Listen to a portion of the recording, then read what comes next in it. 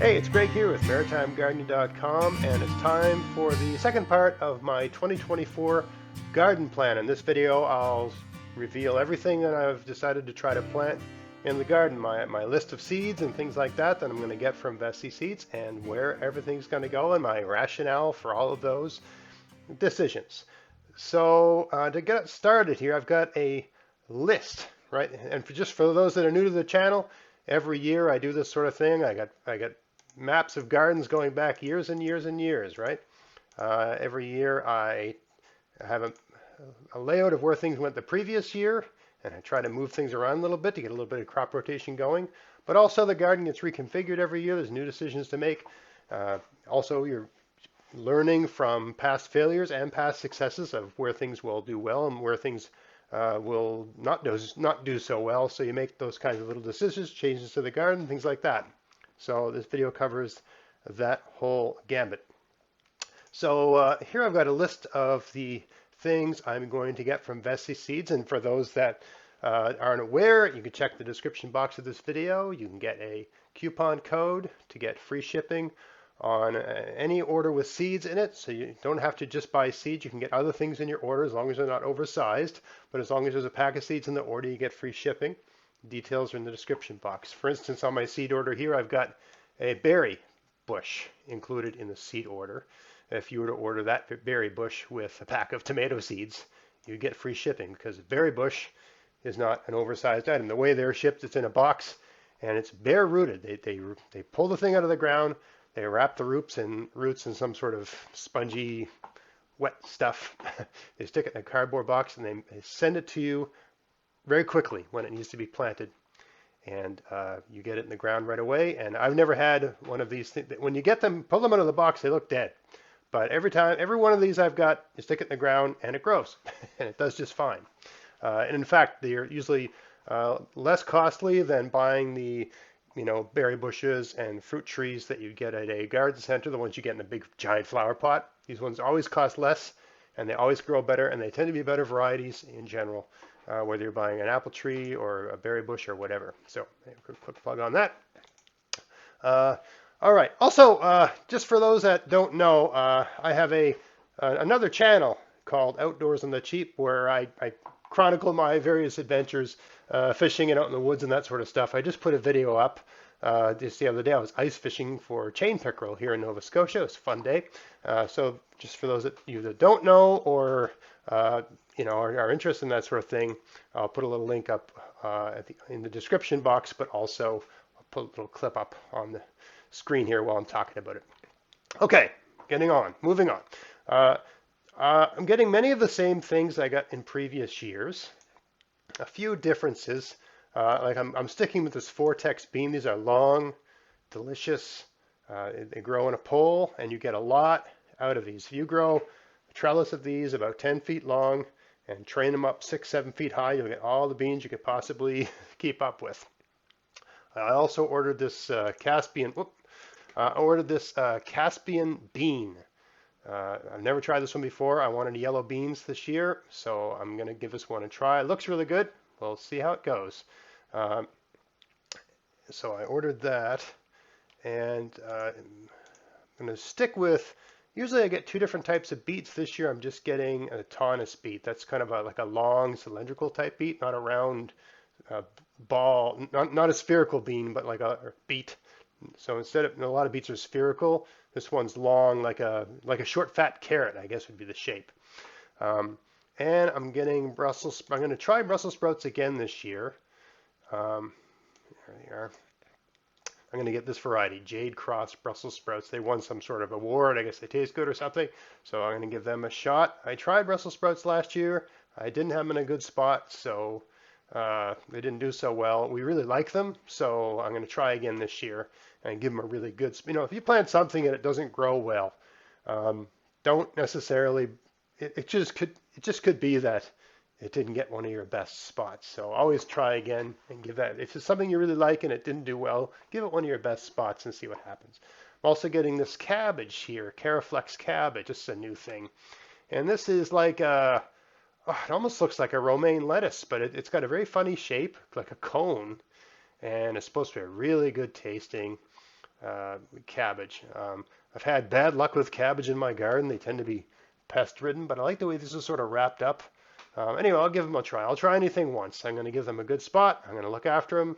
That's the plan anyway, and see how well they do. So that's another thing. Last year I planted the volcano carrots. If you looked at that, saw that video I did in the fall where I was harvesting my carrots. I had carrots, some of them were 3 inches across at the top. It's a long, tapering, good tasting, easy to grow carrot. Regal cucumber, I always get these for pickling. I like pickled, I make a lot of dill pickles, fermented, lacto-fermented pickles. And this one works, and I just don't want to mess with. I'm really happy with the pickles I got. I mean, I love trying new things, and it's actually hard for me to just get the same thing from year to year. But these pickles are perfect for pickling. I'm so happy with them. I just don't want to mess with it. I am trying a different dill this year. This is called Hera dill. I think I got a thing for it here. Yeah, it's supposed to. I mean, all dill will flower eventually. This one's supposed to be a bit leafier and supposed to be a bit slower to go to flower. When you're making dill pickles, you need the flowers, you need the whole plant basically. But we like using the dill and other things, with potato salad, and we really like it on top of certain kinds of fish. Love dill, right? Just love dill. Part of the summer is having dill, right? So I'm going to try this here. It's a new one for me.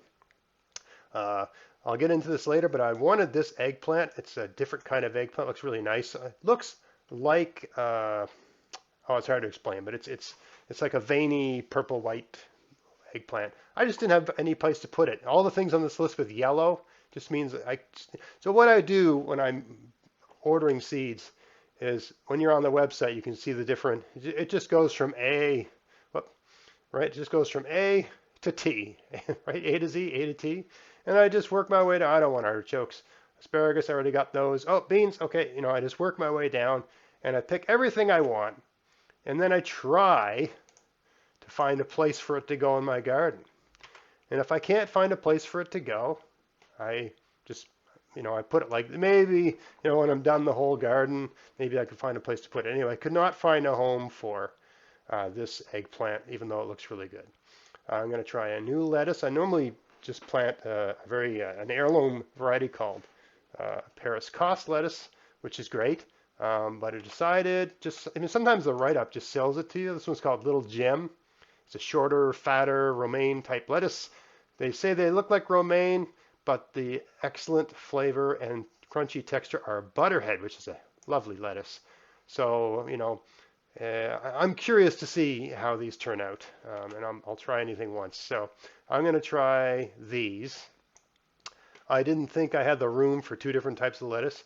I have old seeds kicking around anyway, so if I got some spare spots, I'll try some lettuce in different places. But I've got enough old lettuce seeds to just, you should never keep old seeds, just use them up.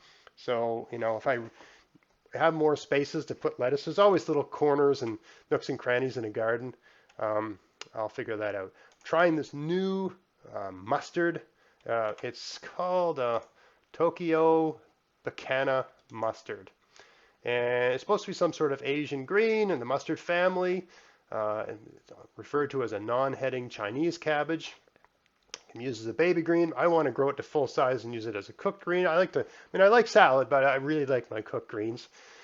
So this is new, and I'm curious to give it a try. I'm trying to find that perfect Asian type green that is great for having with meals, but also isn't too susceptible to a lot of these delicious. Every Asian green I've bought from Vessie's, they're all delicious, but they're also really popular among slugs and snails. So I'm trying to find that perfect green that tastes good to me, but doesn't taste so good to slugs and snails. So maybe this is the one. Who knows, right? Getting some Styrian onions. That's an onion set, and parade onion is just a green onion. Shallots. Is that what it's called? Shallots? No. Anyway, like long, skinny. Here, I'll show you. Here, onion. Parade. Yeah, that sort of thing, right? I've been using a lot more of these in my cooking. I just like them. I have Egyptian walking onions, but they're not always ready when I want them. So yeah, I wanted to have this sort of green onion growing in with my garden. They grow fast, and I just want to have more of these kicking around in the garden this year. So I'm giving those a try. Bullpak pak choy, I grew this last year. It grows really, really well in my garden, so I decided to stick with it. Trying a new kind of, I normally buy Albion parsnip, which I love, and I highly recommend it. But I decided just for a change to try the Javelin parsnip, just to see if there's any difference. And I was going to get two different types, but I don't think I got the space. I might revisit that notion. I think I might have a few nooks and crannies. And parsnip is a seed you have to buy every year. You can't keep parsnip seeds. They lose their viability some seeds last for years, like kale, last 5 to 10 years, I think, a kale seed in storage, but parsnip seed loses like half its viability each year, sort of thing. So they really degrade. Super sugar snap peas. Vessi sells all kinds of peas, but I'm so happy with these. They grow so well. They taste so good. I mean, I only ever grow peas up a trellis, and I have one big, tall wall of peas I grow each year. And it would be a shame to grow a variety of peas that, maybe they're too woody or too stringy or I don't like them. These ones are delicious. If you don't know anything about peas, a lot of the peas you buy in a grocery store are called snow peas. And when you grow those in a garden, you have to pick them almost every day or they get woody. A sugar snap pea is more forgiving. You can pick them when they're really flat and skinny like a snow pea, but you can also pick them when they're big and fat, almost like your finger, and they're still tender and sweet and good. And actually, they're better to pick like that. You just get more pea per pea. So I'm not going to mess around with perfection. This is the perfect pea. I'm sure there's other peas that are great, maybe even better, but these are so good. I don't want to take the risk of having a pea that's not as good. Carmen pepper, I'm going to grow that this year. I don't know if Carmen pepper is, the last few years I've been growing a pepper called Sweet Italia. And this is supposed to be a hybrid version of that.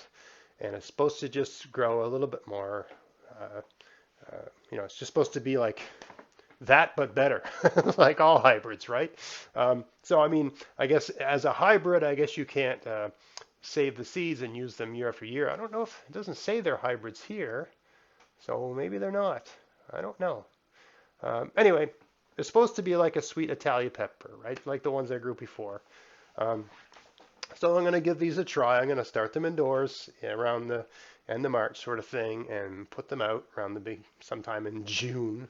And I'm going to try these Carmens and see how they go. Potatoes. In previous years, I've always grown like 3 or 4 different varieties of potato. The russet Burbank, which is like any kind of russeted potato, it's like a brown, it's got a lot of texture in the skin. These are the only potatoes that don't get scab in my garden. I've got, I think it's a fungus or a bacteria that causes potato scab, and I've just got it. It's everywhere. But when I grow, and because when the potato gets the scab, the skin is compromised, and other pests and things get into your potatoes and just make a hell of a mess of them. So you end up losing a lot of potatoes, or potatoes don't look nice. It takes extra work to prepare them for cooking. There's a lot of, I'm not saying this is the best potato there is. And if we looked at the potatoes at Vessi's, I mean, they got some wonderful varieties, right? I mean, these are all great. I really wish I could grow these Irish cobbler, for instance, and the red Norland is one of my favorite potatoes. But in my garden, with the level of scab I have, all of these potatoes get some degree of scab. Even the Norlands, which are supposed to be scab resistant, except the russet Burbank. They're scab proof, at least in my garden. So I'm going to just grow those. I'm tired of messing around. And if they had more, when they say a potato is russeted, it means it has that texture instead of a smooth, soft skin like these, like these Larat or like these Norland. Right? It's got a thicker, heavier skin. Right? So there's more than one type of potato that has that quality, right? But yeah, these are very scab resistant. So I'm just not messing around this year. I'm growing scab resistant potatoes. The heck with it. getting a pumpkin just because my Mrs. Maritime Gardening is always giving me grief over not having pumpkins to, the tradition here in my neighborhood is every Halloween people buy pumpkins and they put them on their front step and then they throw them away. So I think it's ridiculous to grow a pumpkin for that reason, but yeah, it's if mama ain't happy, ain't nobody happy, right? So we better grow some pumpkins this year. Um, Responder spinach, a variety I grow every year. There's lots of nice varieties of spinach at Vessie's. I like this one, so I'm going to stick with it. I'm going to try a new squash this year. This one's called Bossa Nova. Aside from the fact that I just love anything with a bossa nova rhythm, I love jazz. This is, kind of an interesting looking squash. In previous years I've been growing, what's it called? Let me see, a different kind of squash.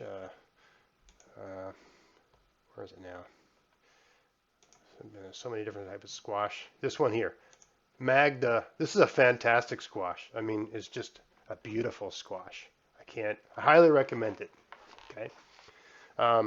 But I decided to try this Bossa Nova just because I can't resist trying new things. And it kind of looks like a Magda. And it's supposed to have this like light green, it's supposed to have a really good taste and so on and so forth. It looks like a hybrid, right, of the other one. So, I'll give it a try for a year and we'll see how it goes. It looks nice and I'm intrigued, so I'm going to give that a try. I'm also trying a different kind of winter squash. So this is called delicata.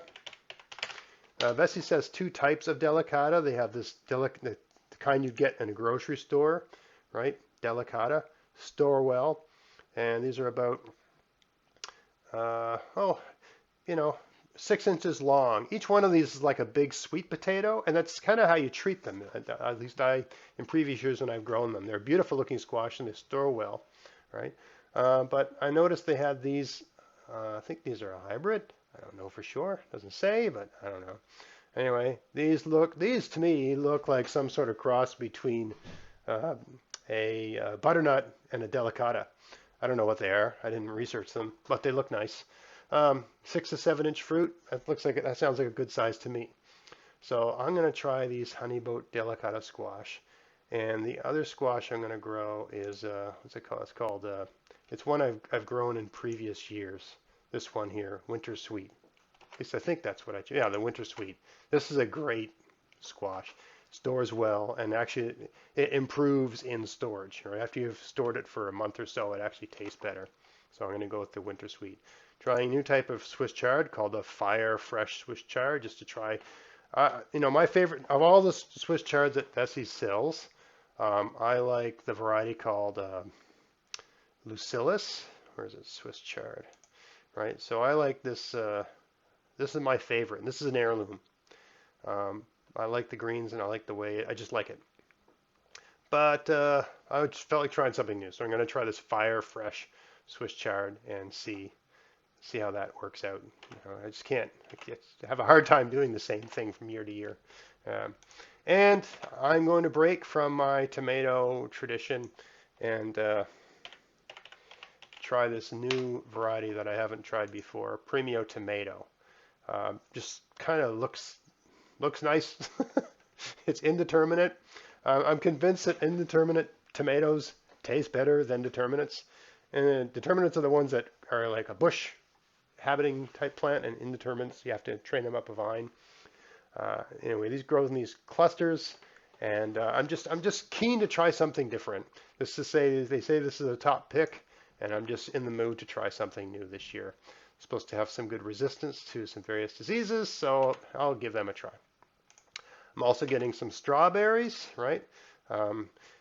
You can order strawberries from Vessi's. They come. I'm getting this one, Sable, right? But it comes like this in a bunch of bare roots, and this is all wrapped up in a little, something that holds water. So they ship them to you when it's time to plant them. As soon as they arrive, you get home from work, you put them in the ground that night, and they'll be just fine. And there's a lot. There's 25 in this pack.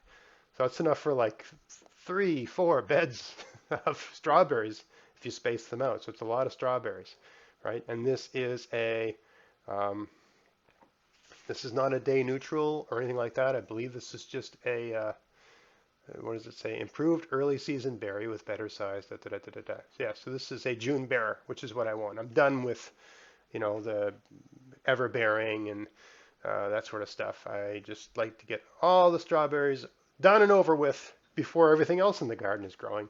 I know in previous years I was really, really into planting these ones that are bear fruit all summer long and even bear into the fall. But having tried different types of strawberries, um, when your June bearers are bearing, there's really not a lot else coming out of your garden, so you're not overwhelmed and you have the time to. I mean, I grow my strawberries to make strawberry jam. That's the point of them. I mean, yes, we enjoy them, strawberry shortcake and delicious summer desserts and all that sort of stuff. Yes, but you get so many, you have to store them somehow, and we just love fresh strawberry freezer jam. So I grow strawberries to make strawberry jam, and if you have a variety of strawberry that gives you a heavy October crop, and a lot of these newer ones do, you got a lot of stuff going on in your garden. There's a lot of work to do in October in terms of store if you got a big garden like mine, right? So I prefer to have all the strawberries coming in early when there's not a lot else happening, not a lot of harvesting happening in the garden, right? In June, right? Things are just getting going in June where I live. So I'm going to try these sable strawberries. I have some in my garden already that are the Kent variety, this one here. Really happy with them. They're great. I just wanted to try something else, right? Always want to try something new. And I'm going with this new bear. I think I got a spot. I love jam. Some people, uh, it's funny, you stay with some people's families and they don't have jam on their toast in the morning. I can't even imagine that. I like to have like 4 or 5 different types of jam on the table. I cut a piece of toast in half and put one jam on one side and another jam on the other side. So I was reading the write-up on this. This is supposed to be an easy to grow, berry. I'm sure I can make a good jam out of it, and I'm growing this for jam. Right? They say you can do it with lots of other stuff. I don't know what they taste like. They say absolutely bursting with flavor. I don't know what that means, but I know even bitter berries make a great jam, so can't go wrong. I was pleasantly surprised with the haskaps that I have in my garden. If you have a spot in your garden, I got 3 haskap bushes in my garden, and they finally started producing. Last year was, I think, their 2nd or 3rd year. Last year they started producing. These berries make, I don't care, I can't remember which one I planted, but they make a fantastic jam. I mean, it's just so wonderful. I can't recommend haskap enough. So, I mean, if you're just one person or like just a couple or something like that, then maybe 1 bush is enough, but I grew 3. I can't say enough about the haskap. And of course I'm getting some parsley. So where's everything going? In the garden. So yeah, my system is that everything on the list, I find a place for it to go. Generally speaking, if I grow something somewhere, then I just move it over 1. Every year, everything gets moved over 1. Doesn't always work out that way, but that's the general idea of how I move things around in my garden. I don't always follow that religiously. Sometimes things just don't work out that way, but as a general rule, that's what I try to do, just because it keeps it simple. But again, it doesn't always work out that way. So I just try to find a home for everything, right? So one of the big changes in my garden is down here, I've got these beds that go this way, and they butt up right against the fence. And so they're perpendicular to the fence line. And I decided that whole area that within 2 feet of the fence, nothing grows really well there. There's just shady, right? As the summer months come on and all the foliage outside the fence and all the trees get their leaves and all that sort of stuff, it just becomes a bit too shady along that edge.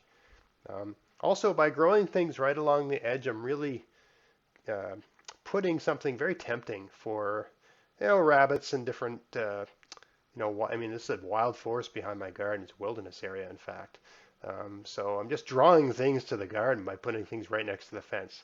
So it's going to be a lot of work, but as soon as I can in the spring, I'm going to pull these boxes out. I don't know what shape they're in, if they're salvageable or whatever, but I want to put a different kind of, I mean, these boxes from front to back are about 8 feet long, something like that.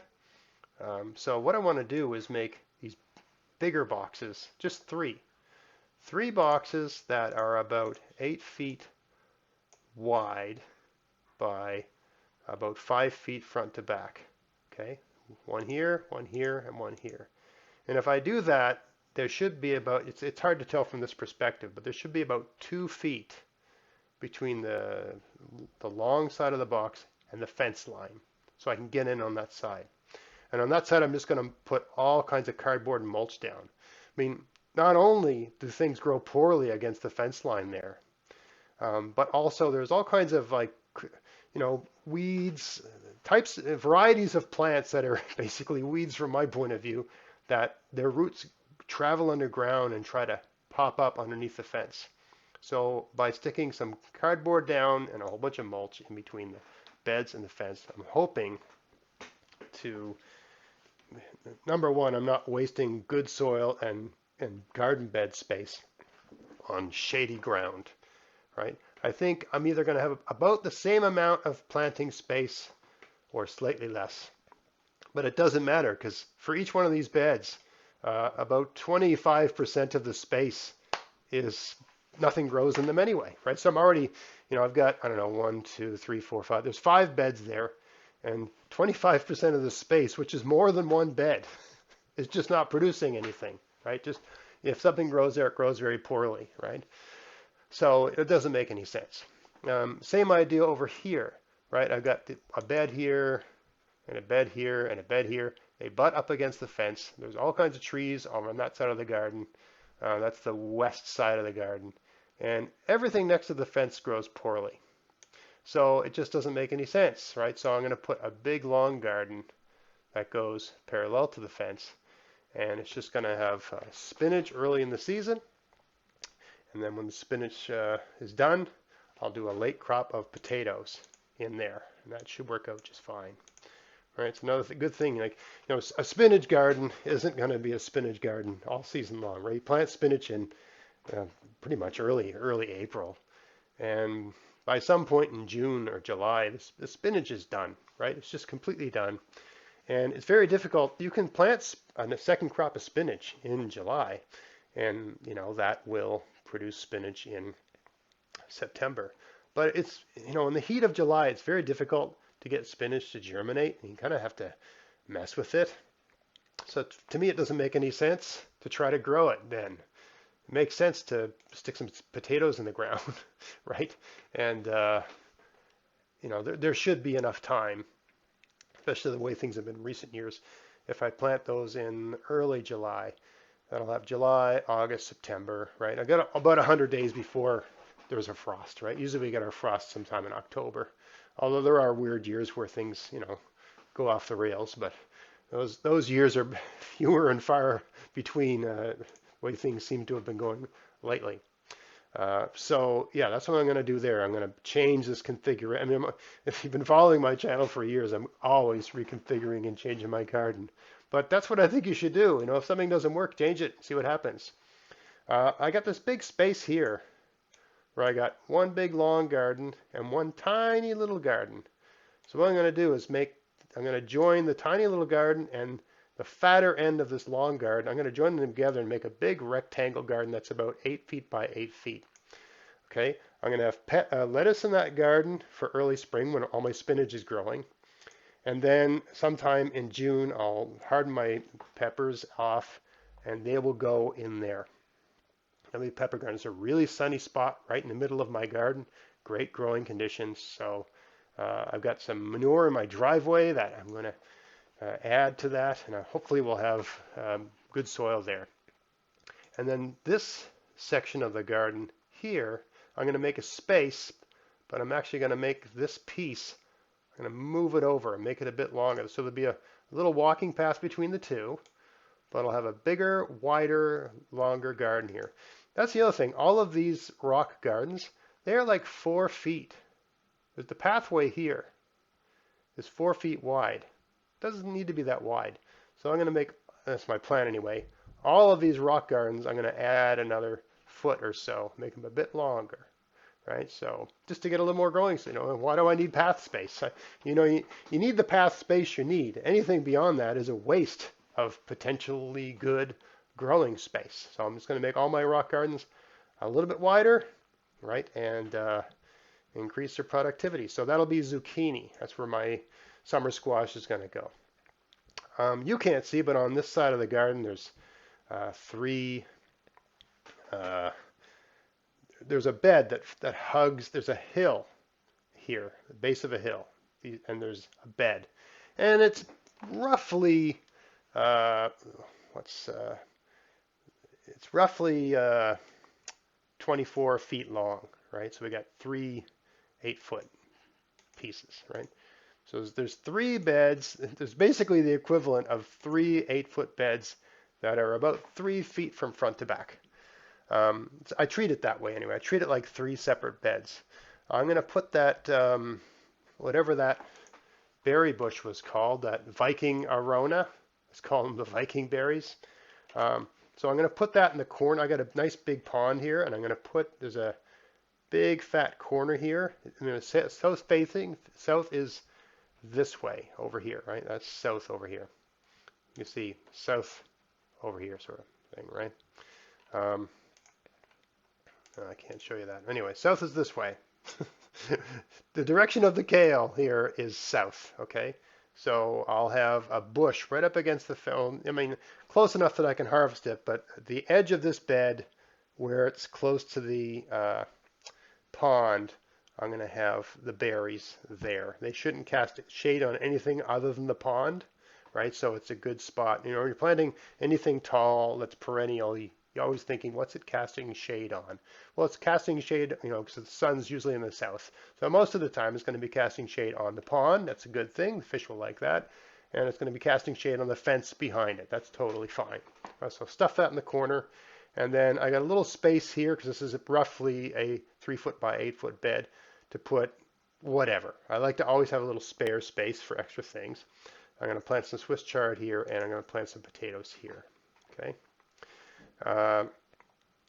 Over in this one's going to be peppers and lettuce. Down along here, I'm going to stick with my potatoes and peas. Peas down the middle, potatoes on the sides. This will be parsnips. I've already got my garlic planted here. Spinach and beans.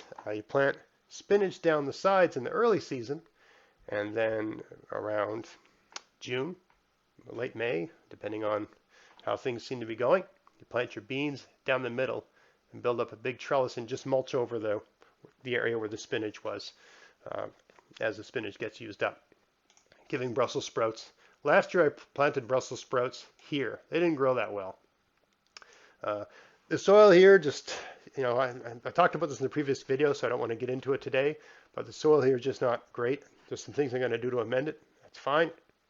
I grew Swiss chard over here last year. I'm going to grow it here. So it's not in the same place technically, right? But I'm going to add some manure and just do some stuff to the soil here, see what happens. Instead of putting Brussels sprouts up here where they did poorly, I'm going to give them a prime spot, right? And see how well they do. Cucumber, dill, and parsley here, and tomato here. And I'm going to plant that cabbage, that, what's it called? Caraflex cabbage. I'm going to plant that in this bed here. That looks small, but that's going to be like a bed that's 8 feet long by 5 feet from front to back. Big bed. Right? There's a lot of space over here. It's not really being used properly. This big bed here, which is where I had all my carrots last year, will be winter squash. It'll be that delicata and the winter, whatever it's called, winter something. I can't remember what it's called. Winter sweet? Is that what it's called? I think it's winter sweet. I've lost it here. It's gone. Anyway, the other, it's on the list here. Winter sweet organic squash. Yeah. Okay, so that'll be going here. And if I have any spare places to tuck squash, I'll move them. Like I've got garlic growing here, right? Once the garlic is done in August, the bed becomes available. And in early August, if you're careful and do it correctly, you can scoop a squash out of the ground, take a huge root ball with it, and pluck it into one of your garlic beds. And between the beginning, middle of August and the end of September, a squash can put on a lot of growth. And a squash you were otherwise just going to thin and get rid of, throw in the compost, you can actually get, I mean, it's not going to grow as well as the ones that weren't moved, but a squash that you thin from a squash bed and give it its own space can put out a lot of growth in August and September. You'd be surprised how much growing a squash could do. So you see this point of reference. Here's the squash bed. This is the same bed here. Okay. So I got another bed adjacent to that. I'm going to put carrots in it. And then I got another long rock bordered bed here. Currently has strawberries, perennial, in it. They're just about done. So I'm going to make this the last year I grow strawberries in this bed. So I'm going to let the strawberries grow. I'm going to harvest them in June. And then I'm going to pull everything out of this bed, clean it all up, and plant yellow beans in it for a September harvest of bush beans. These will be fast-growing bush beans. I think it's 60-something days to maturity. So it's plenty enough time, July, August, September, to get a crop of yellow beans, and just in time to make some nice yellow mustard beans. I got a nice bed down here where I grew peppers last year. So I'm going to grow my Asian greens down here, pak choi and Tokyo bacana. And there's another bed just below that where I've got raspberries growing. And down here along the fence, I've got these beds. I've got a number of beds that are sort of triangular. Okay, the fence is on an angle here. It's not straight. It sort of goes away, you know, and it's on an angle. So I got a triangle bed here and a triangle bed here and a triangle bed here. So I've got this crazy idea that if I plant a pumpkin in the sort of corner of the actual front corner of the triangle, right? The closer this bed is to the fence, the less sun it gets. But the corners seem to have sun. I've been looking at it. So I think if I plant a pumpkin, just one pumpkin, I mean, I'll plant 3 and pick the best. Pumpkin, once they start growing, they're huge, right? So I've got this idea, if I plant a pumpkin in the corner and I train the foliage towards the fence, right? The pumpkins get tall and they get big. They'll find sun. But it's when you're initially planting the vegetable, right? That patch of earth should get lots of sun. So I'll put a nice mound of manure there, get the pumpkins going, and we'll see. And some of my winter squash, if I move them, I'll stick them down there again, against the fence, right? Because I don't find rabbits, deer, those sorts of things are drawn to squash, right?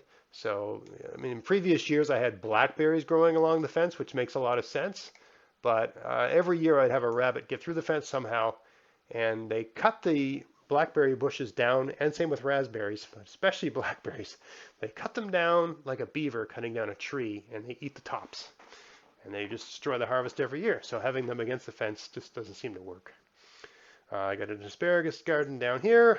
Garlic was planted in last fall. This is a big 8x8 bed here. I'm going to have mostly onions, but on the south end, I'm going to have a row or so of green onions to use in my stir fries and stuff. I just love green onion. Here's a bed that, and I'm going to have to amend this bed. I had really poor results in it last year. I just think either the soil's too acidic or it doesn't have enough nitrogen, so I'm going to add manure and some lime. This bed last year I grew beets in it, and they grew very, very, very poorly. And I did a little test, and I'm pretty sure the soil here is super acidic. I'm not going to treat it or mess with it at all. I'm going to add a little bit of manure, just a tiny bit, well composted manure. But I'm going to grow potatoes here, and I think they're going to love that acidity. And I'm just curious to see how it works out. Down here, right now I've got 3 beds, and I'm actually going to 3 beds and a big space along here. There's a row of blueberry bushes right along here. You can see if you look at my garden, the row of blueberry bushes along there, same spot. This is the way, last year I had, beds are like 6 feet by 5 feet. right? So onion, garlic, and strawberry. Instead, those are falling apart anyway, so I'm going to replace those 3 with 4 beds that are more long, okay? So instead of having a big wide path here, I'll have a very, almost no path. I'll have wide paths between the beds, right? And the beds will almost go all the way to the row of blueberry bushes here. And I'm going to have three beds of strawberries and a bed of garlic that's already planted. Okay. And the rest of this garden is just perennials. I got my haskaps and my blueberry bushes and my apple tree and my pear trees and all that sort of stuff, right? So that's all, and the grapes along this big trellis here. So that's all sorted out. So that's the plan. And I found a home for everything except a few of these other things. I think I still might have some room for parsnips. They store so well, it never hurts to, things like parsnips and potatoes, it never hurts to have a few more. Cause you just stick them in a cardboard box and keep them cool, and they'll store for months like that. So it's always handy to have a few extra kicking around. But that's the gist of what I'm going to do for 2024. And what I'm going to order and where it's going to go. So I hope you found that interesting. If you're, if you want to help support the channel, you want to get free shipping, all that sort of stuff, use my coupon code GAVS24. And until next time, get out there, get at it, have fun in your garden, have fun planting your garden. if the world outside is frozen for you. We'll see you next time. Thanks for watching.